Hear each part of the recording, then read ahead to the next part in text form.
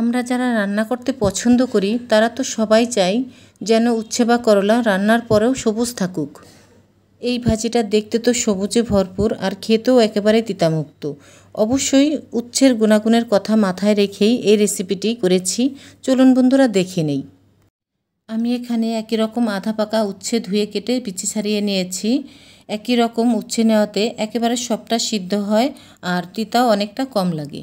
কিছু ছোট চিংড়ি মাছ ধুয়ে কেটে পরিষ্কার করে নিয়েছি। এখন মাছের মধ্যে লবণ দিব, লবণ হলুদ দিয়ে মাখিয়ে নিচ্ছি। উচ্ছে ভাজির জন্য কড়াইয়ে পরিমাণ মতো তেল দিয়ে দিব।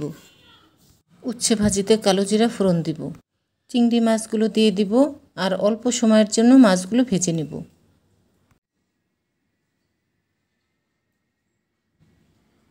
অল্প ভাজা চিংড়ি মাছের মধ্যে কাটা উচ্ছেগুলো দিয়ে দিব। কিছু মরিচ ফালি দিচ্ছি।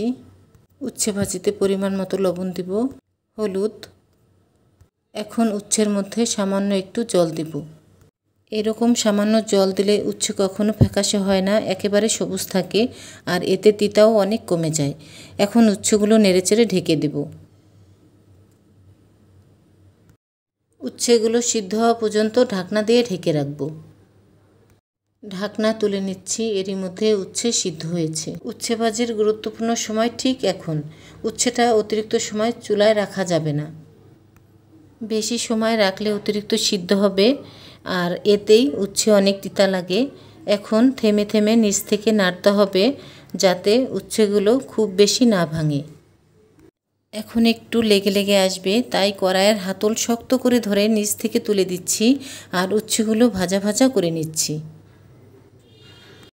প্রিয় বন্ধুরা, আমি সম্পূর্ণভাবে উচ্ছে ভাজিটা দেখানোর চেষ্টা করেছি যাতে এই রেসিপি ফলো করে যে কেউ করে নিতে পারেন।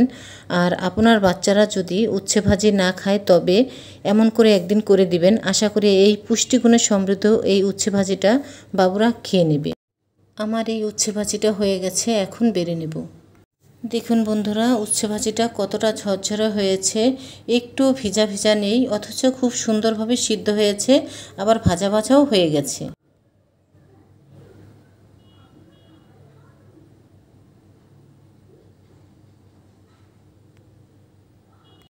এতক্ষণ ধরে রান্নার ভিডিওটি দেখার জন্য সকল বন্ধুদের ধন্যবাদ জানাচ্ছি ও আমার পাশে থাকবেন আশা করছি।